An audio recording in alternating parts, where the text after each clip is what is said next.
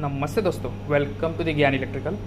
So friends, आज के इस वीडियो में हम लोग डिस्कस करने वाले हैं कि कोई भी एलटी मोटर हो, जो 415 वोल्ट की कोई भी मोटर हो, तो उसको हम कैसे चेक करेंगे कि मोटर है वो हेल्दी है या नहीं है।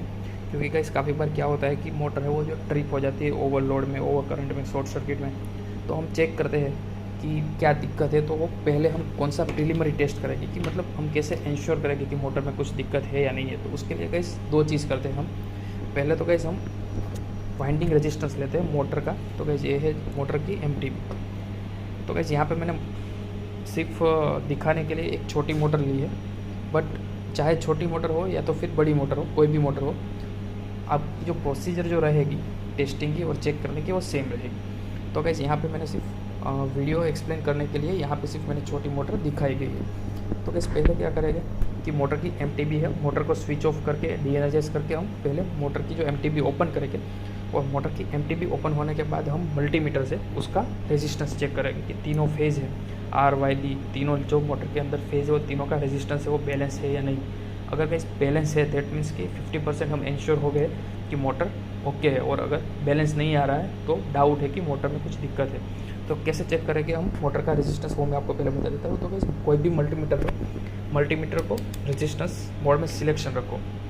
फिर क्या करोगे कि कोई एक फेज़ पे आप कनेक्ट कर दीजिए पॉजिटिव प्रोब को, और जो नेगेटिव प्रोब है उसको आप दूसरे पॉइंट के साथ कनेक्ट कीजिए, और आप रेजिस्टेंस की वैल्यू देखिए कितनी आ रही है।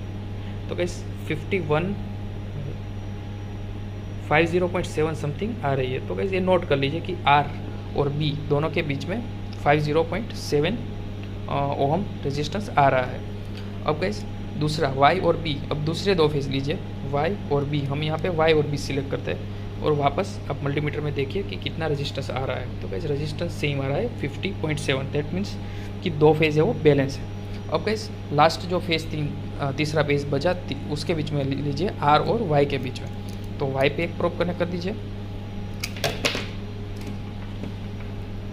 एक प्रोब है गाइस उसको वाई के साथ कनेक्ट कर दीजिए, और जो दूसरा प्रोब है उसको वापस आर के साथ कनेक्ट कीजिए, और रेजिस्टेंस देखिए आपके कितना आ रहा है। तो गाइस वापस आप देखोगे, सॉरी टच नहीं हो रहा है बराबर, ओके।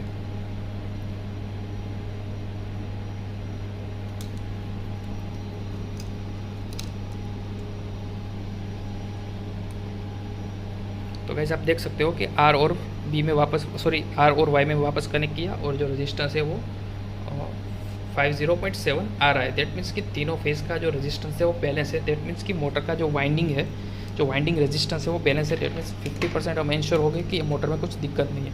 बट अगर रेजिस्टेंस की वैल्यू अनबैलेंस आती तो फिर हमको आगे भी चेक करना पड़ता। अब गैस क्या करेंगे, ये तो हमने वाइंडिंग का रेजिस्टेंस चेक किया है, अब हमें वाइंडिंग का इंसुलेशन चेक करना पड़ेगा। इंसुलेशन मतलब कि R2Y, Y2B और B2R तीनों फेस के बीच में जो इंसुलेशन रहता है वो हम चेक करेंगे। तो उसके लिए, वो चेक करने के लिए गाइस क्या होता है, मेगर रहता है या तो आईआर टेस्टर रहता है। तो गाइस ये है आईआर टेस्टर।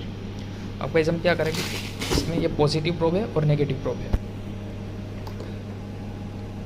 अब फ्रेंड हम जो पॉजिटिव प्रोब है उसको ये मेगर के पॉजिटिव में कनेक्ट करेंगे, और नेगेटिव प्रोब है उसको मेगर के नेगेटिव में कनेक्ट करेंगे। अब गाइस जो कनेक्शन है वो हम पहले मेगर का ज़ीरो इंश्योरेंस करेंगे कि मोटर है उसका नेगेटिव में हम कोई भी अर्थ पॉइंट है वहाँ पे हम नेगेटिव वाला प्रोब कनेक्ट कर देंगे, और पॉजिटिव वाला प्रोब हम कहीं पे भी बॉडी में करेंगे। तो उससे क्या गाइस कि हम इंश्योर कर पाएंगे कि मेगर भी ठीक है और हमारा जो अर्थिंग कंटिन्यूटी है वो भी ठीक है। तो गाइस वो क्या है कि गाइस ज़ीरो आना चाहिए। अब जैसे यहाँ पे गाइस हमने 415 वोल्ट का सिस्टम लिया है, दैट मीन्स कि हम 415 वोल्ट का सिस्टम है तो डीसी वोल्टेज जो मेगर के इंजेक्ट करेंगे वो 250 वोल्ट या तो फिर 500 वोल्ट से ज़्यादा नहीं कर सकेंगे। तो चलो सिलेक्ट करते हैं हम 500 वोल्ट। अब 500 वोल्ट पे हम गाइस पहले हम क्या चेक कर रहे हैं कि अर्थिंग कंटिन्यूटी चेक कर रहे हैं कि दोनों को हमने अर्थ किया हुआ है अलग अलग पॉइंट पे, और टेस्ट को हमने स्टार्ट किया। जैसे ही हमने टेस्ट को स्टार्ट किया तो वोल्टेज नहीं बिल्डअप होने चाहिए, तो वोल्टेज बिल्डअप नहीं हो रहा है। दैट मीन्स कि अर्थ कंटिन्यूटी ओके है, और जो ये मेगर की वैल्यू है वो भी लेस देन 10 किलो होम आ रही है। दैट मीन्स कि आईआर भी ज़ीरो है।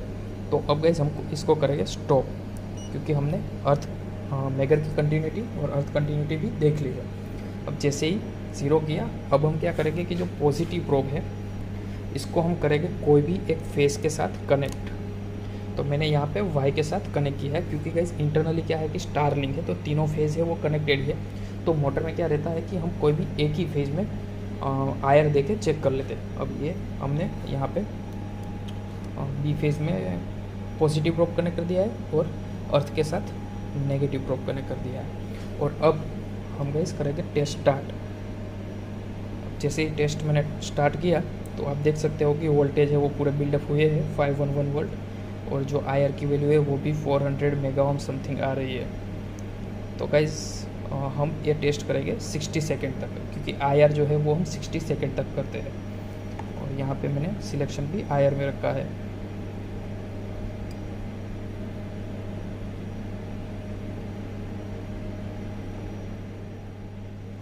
सो गाइस ये अब 60 सेकेंड हो गई है। अब हम यहाँ पे टेस्ट को ऑफ कर रहे हैं।